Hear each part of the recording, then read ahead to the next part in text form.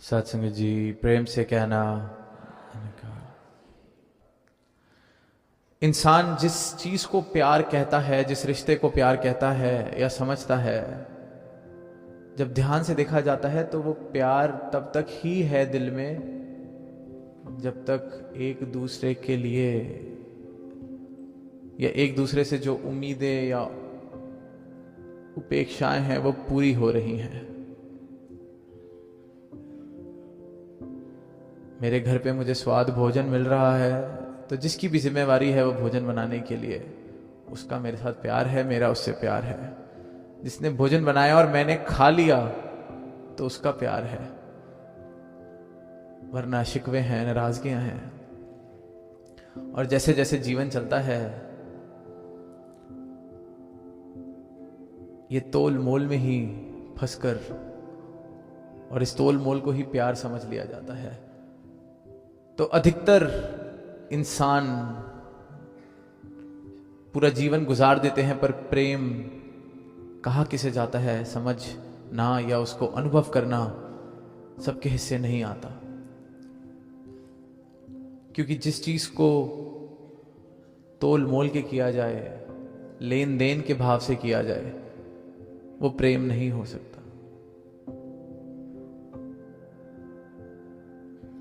तो फिर वहीं वो पंक्तियां कि मृतक कहिए नानका जे प्रीत नहीं भगवंत, कि जब तक इस भगवंत के लिए दिल में प्रीत नहीं आई तब तक जीवन जिंदा नहीं है। ऐसे इंसान को मृतक कहा जाए, क्योंकि जब तक परमात्मा का प्रेम या परमात्मा को जानकर ये भक्त वाला प्रेम दिल में नहीं आता, ये प्रेमा भक्ति जीवन में नहीं आती, तब तक मुझे प्रेम का एहसास नहीं होता। क्योंकि परमात्मा से जब प्रेम होता है तो पहली बार जीवन में एक अनकंडीशनल लव की किरण मेरे जीवन में आकर मेरे जीवन को रोशन करती है। It is when we realize God, and it is when our hearts are filled with unconditional love towards this one, that is when we begin to understand, and that is when we begin to experience what love is. Because love cannot be transactional, because there's nothing great in loving someone who's living as per my will, who's fulfilling all my desires, who's fulfilling every little thing that I've asked them to. It's a relationship of convenience that we have been calling love. And it is only when we begin to experience the unconditional love that we can carry in our hearts, we can experience for this one Almighty, because in every creation, in every thread of this existence, we see the unconditional love that this God, this Almighty, this One carries for us. And that is where we begin to understand and experience what true love is. तो वो जो पंक्तियां हैं कि साधो रे ये मुर्दों का गांव, तो वो सिमेट्री तक पहुंचने की या शमशान घाट तक पहुंचने के बाद की पंक्तियां नहीं।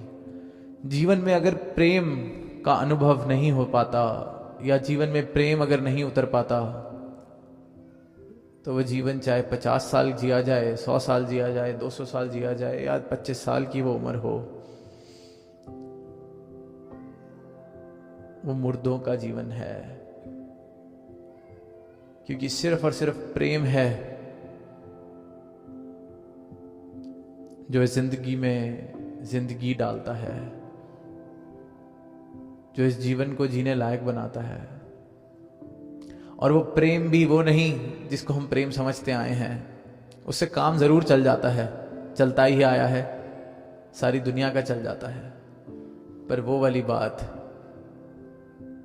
कि मृतक कहिए नानका जे प्रीत नहीं भगवंत, ये भगवंत के लिए जब तक दिल में प्रेम नहीं तब तक समझो कि जीवन का भी रस चखा ही नहीं है। जीवन कहाँ किसे जाता है वो हमें पता ही नहीं है। और जिसने वो गुड़ चख लिया वो तो उस मिठास का अनुभव कर रहा है, पर किसी और के आगे वो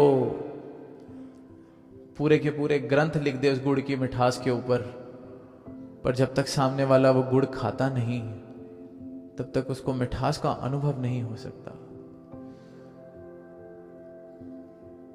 तो वो जो प्रेम वाला जीवन है वो जिस जिसके हिस्से आया है वो इस बात की गवाही देगा कि जब तक ये प्रेम जीवन में नहीं आया था, जब तक ये परमात्मा जीवन में नहीं आया था, जब तक सदगुरु के चरणों की प्रीत जीवन में नहीं आई थी,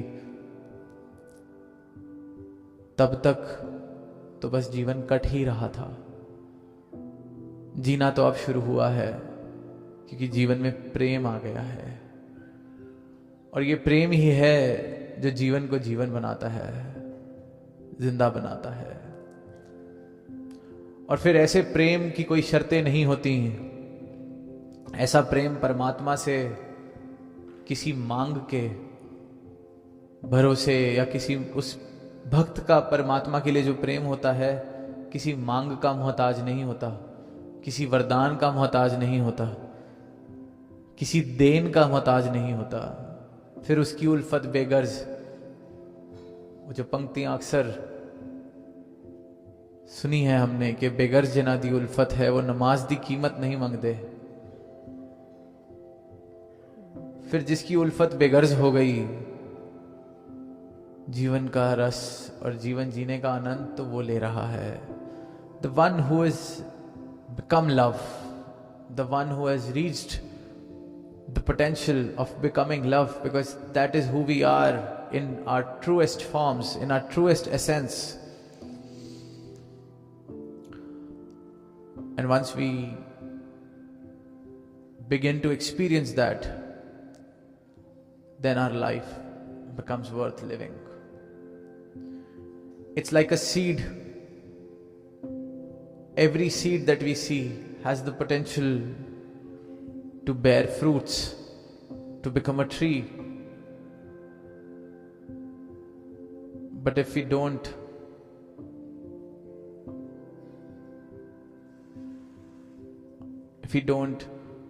put it in the ground, give it water, give it everything that it needs, the seed might decay, it will go to waste and will never become a tree, although it always carried the potential to become a tree which could have given shade, given fruits to whoever wanted that from it. तो जिस प्रकार एक बीज पेड़ बन सकता है, फल फूल दे सकता है, हर एक बीज बेशर्त उसको जमीन में डाला जाए, खाद पानी दिया जाए, उस प्रकार से उसका ख्याल रखा जाए, तो उस हर एक बीज के अंदर कितने और फिर बीज निकलते हैं। हर एक फल जो वो बीज देता है उसमें से और कितने बीज। That is the potential that we carry. ये संभावना है मानव की। और जब हम किसी पेड़ को देखते हैं तो ये विश्वास करना मुश्किल हो जाता है कि ये इतने से बीज से ये हुआ है। और उसी प्रकार जब जीवन में प्रेम आ जाता है तो भी विश्वास करना मुश्किल हो जाता है कि ये वही इंसान या ये वही मैं जो कल तक छोटी छोटी बातों पे लड़ता था, छोटी छोटी बात पे शिकवे करता था, आज किसी परिस्थिति का मोहताज नहीं रहा। मेरा आनंद, ये कृपा सदगुरु की ये कृपा सदगुरु की है मेरे जीवन पर। इस असीम परमात्मा को भी इंसान ने अपनी समझ के हिसाब से अपने अपने दायरे में बांध दिया है। किसी ने मूरत में, किसी ने तीरथ में, किसी ने वेद में, ग्रंथ में, किसी ने समय के साथ कि सूर्य उदय में परमात्मा है या सूर्य अस्त में परमात्मा है, या त्याग में परमात्मा है, जंगल में परमात्मा है। इंसान ने इस असीम दातार को अपनी समझ समझ के हिसाब से दायरों में बांध दिया है, क्योंकि इंसान को एक आदत है कि जिस चीज पर मैं काबू कर सकूं वो मुझे तो समझ आती है, जिसको मैं अपनी अकल के हिसाब से समझ सकूं, चला सकूं, बांध सकूं, उसके साथ तो मैं रिश्ता बना पाता हूं। अक्सर देखते हैं दुनियावी रिश्ते भी, जो तो मेरे हिसाब से चल जाता है, मेरे ख्यालों से मेल खा जाता है, वहां तो रिश्ता कायम हो पाता है। जहां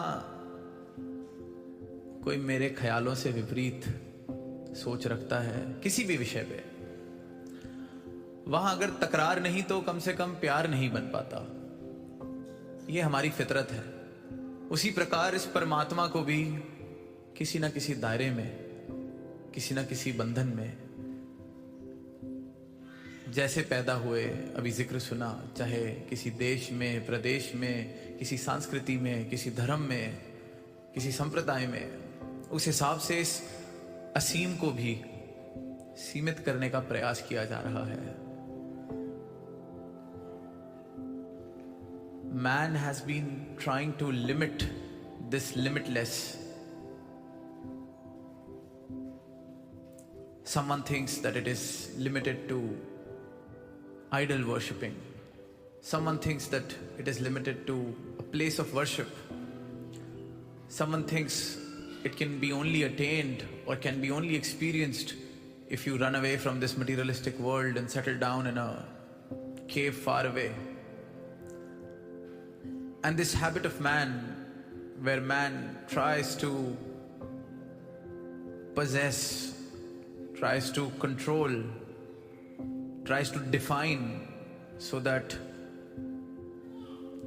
it can be understood, it can be explained, it can be proved. This pursuit of proving God or proving the supernatural has made us limit it, made us define it. And man has been foolishly doing this without even realizing that the one who has created this creation, how can you even think of defining that one, limiting that one? इंसान के ख्याल में ये बात ही नहीं आती कि जिसने इस खलकत को बनाया है, इस सृष्टि को बनाया है, कण कण में जो समाया है, मेरी औकात ही क्या है इसको बांधने की, सीमित करने की। और फिर ये जो ब्रह्म ज्ञान, ये जो रिश्ता इस प्रभु से, सदगुरु के द्वारा बनता है, जहां पर पहले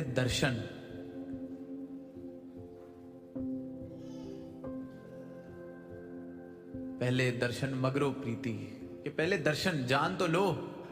सदगुरु ये कहते हैं कि देख तो लो, जान तो लो, फिर प्रीत की बात करेंगे, फिर भक्ति की बात करेंगे, फिर तो शुरुआत होगी। भक्ति लोकी अजय ना समझे, रवनु पाना भक्ति है,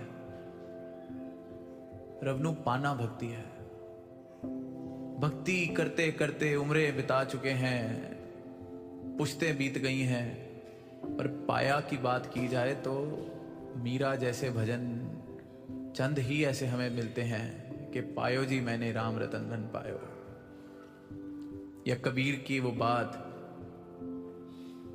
कि तू कहे कागज की लेखी, मैं कहूं आंखन की वेखी। आंख से देखने की बात तो की ही बड़ी थोड़ी गई है, चर्चा सबने किया है, जिक्र सबने किया है, लड़ाई भी बहुत लोगों ने की है, पर पा के आनंद कुछ चंद प्रभु प्रेमी। और यही जो आनंद है ये सतगुरु देने आए हैं। जिस प्रकार कोई एक इंसान एक घर में रह रहा हो, जिस घर के अंदर ना कोई खिड़की, ना कोई दरवाजा, ना कोई दीवार में छेद, कुछ भी नहीं जिससे बाहर देखा जा सके. Imagine a man living in a house which has no doors, no windows, nothing at all which can make him see outside or let any light enter that house. The man is living in total darkness, maybe with a, let's imagine, with a chandelier, maybe even more beautiful than this. His perception of light will be limited to this chandelier or the bulb or the tube light that he has in his house. अगर वो इंसान एक ऐसे घर में रह रहा है जहां बाहर से सूरज की किरण उस घर के अंदर प्रवेश नहीं कर सकती, बस जो घर के अंदर ये बत्तियां, ये झूमर लगे हों, उसकी रोशनी ही उसने जानी हो सिर्फ, तो उसकी रोशनी को लेकर जो परिभाषा होगी वो सिर्फ और सिर्फ इस सोर्स ऑफ लाइट जिसके साथ वो उस घर में रह रहा है उस तक सीमित होगी. अब फिर कोई आए उसके पास और कहे कि तुम्हें पता है कि सूरज जैसी भी कोई चीज होती है, तो शायद उसको विश्वास करना मुश्किल लगेगा. If someone comes and tells him that you know this light that you are experiencing from this beautiful chandelier, there's a bigger source of light which I can't even express in words, waiting right outside for you, shining all brightly on this entire earth. And that man will have a lot of difficulty in believing that, because he has never even seen a ray of light from the sun. अब वो इंसान उस पर एहसान करे, जाकर एक खिड़की खोल दे उसके लिए या बना दे उस दीवार में, और फिर कुछ दिन बाद आके फिर सूरज का जब जिक्र करे उसके साथ, तो वो कहेगा हाँ देखा है. कितना बड़ा है सूरज? तो कहेगा ये 2x2 का सूरज है, या 4x4 का सूरज है, या 1x1 का सूरज है. जितनी बड़ी वो खिड़की थी. And now someone makes a window on the walls of that house and asks him again, what do you know about the sun? Have you seen the sun? The answer may be yes, that I have seen the sun. But the question, when someone asks that how big is the sun, what is the expanse of that sun, that will be limited to the size of that window. अब वो जाए और एक घर की दीवार पूरी की पूरी घेर दे, और फिर कुछ दिन बाद पूछे, अब देखा सूरज कितना बड़ा है? हाँ, अब 50x20 का हो गया है. And then that man knocks down that wall from that house and asks him again, now what do you think of the sun? And he says it's grown bigger, the expanse is wide. अब इस प्रकार से घर की सारी दीवारें वो घेरता जाए, और फिर वो छत भी घेर दे, और आसपास की सारी जो रुकावटें थी उस सूरज को एक्सपीरियंस करने के लिए, अनुभव करने के लिए, वो सब हट जाए, और फिर पूछा जाए कहाँ है सूरज, क्या है रोशनी, तो शायद वो शब्दों से कभी नहीं बता पाएगा. फिर उसको बोला जाए अब दोबारा रहना है उस झूमर वाले घर में, सिर्फ उतनी सी रोशनी के साथ राजी हो जाओगे दोबारा? कहेगा कभी नहीं. If that man who is living in that house is taken out in the open, where there are no walls around him, there is no ceiling around him, in that moment he will truly experience what the sun is, what light is. And a man who has seen the sun will never be able to settle down or compromise again with the light of a bulb or a chandelier, no matter how beautiful or how expensive it is. और सदगुरु अपने ब्रह्म ज्ञान से सिर्फ इतना ही करते हैं. मेरी खिड़कियां, मेरे दरवाजे, मेरी दीवारें सब घेर देते हैं, इसके दर्शन कण कण में करा देते हैं. जिसको मैंने तीरथ में मूरत में बांधा हुआ था, उसके कण कण में दर्शन इनके ब्रह्म ज्ञान से, इनके चरणों की भक्ति से. वो जो पंक्तियां हैं कि मोको कहाँ ढूंढे बंदे, मैं तो तेरे पास में, ना तीरथ में, ना मूरत में, ना एकांत निवास में, मोको कहाँ ढूंढे बंदे, मैं तो तेरे पास में। अब ये जो पास में जिसने दे दिया ये परमात्मा मुझे, इतने पास के जर्रे जर्रे में, डाली डाली में, पत्ते पत्ते में, सिर्फ और सिर्फ ये परमात्मा, वो से ये परमात्मा, वहां से यहां परमात्मा, दूरियां ही खत्म कर दी।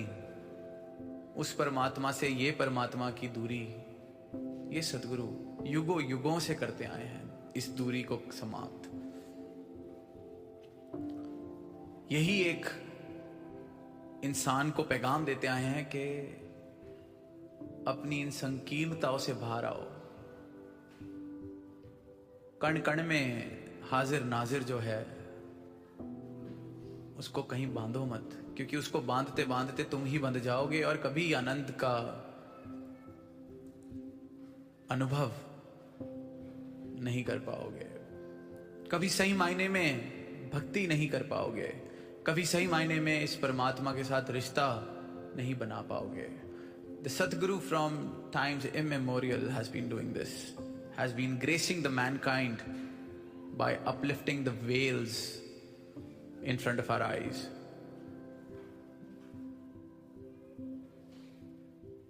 By knocking down the walls that divide us, by knocking down the walls that limit our perception of this true reality, of this one truth.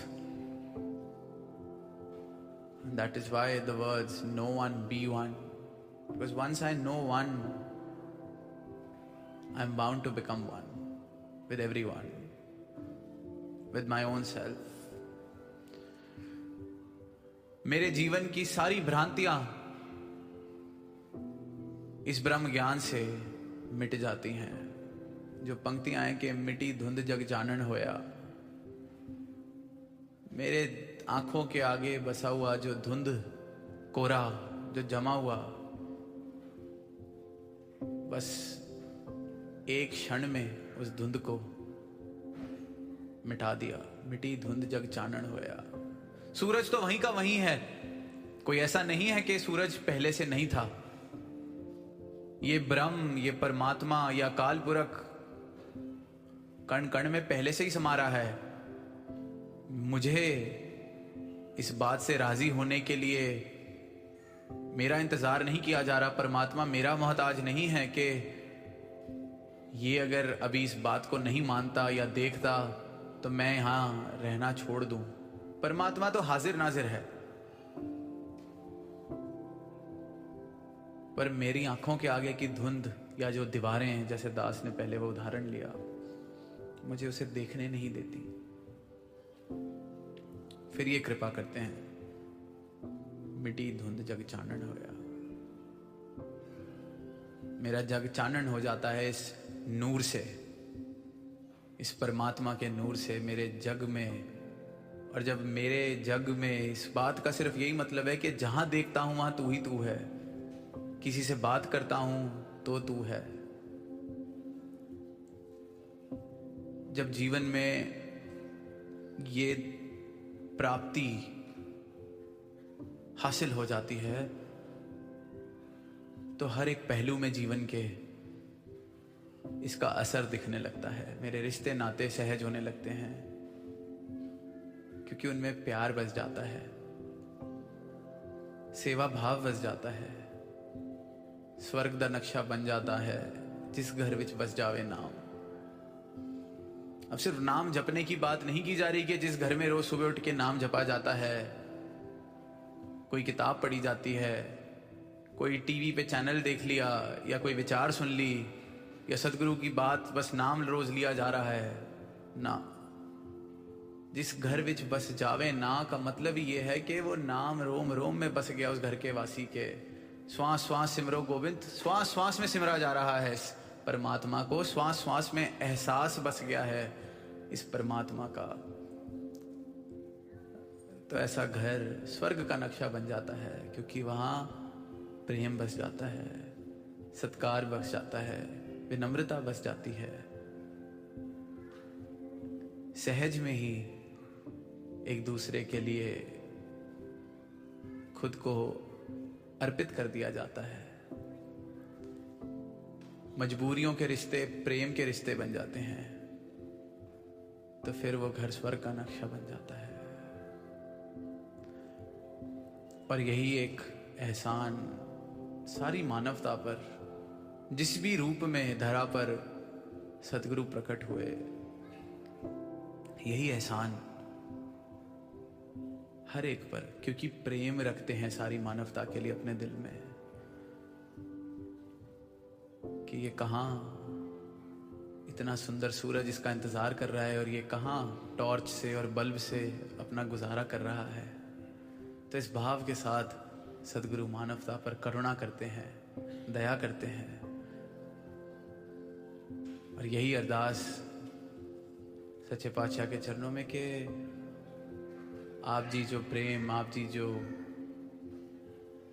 जीवन हर एक इंसान की झोली में डालना चाह रहे हैं और डाल रहे हैं, उसके हकदार भी सारे आपने जिन जिन को ये अवसर दिया है, सारे ही हकदार हैं। इस दात को सब संभाल सकें, इसको प्राप्त कर सकें। प्रेम से कहना धन्यवाद।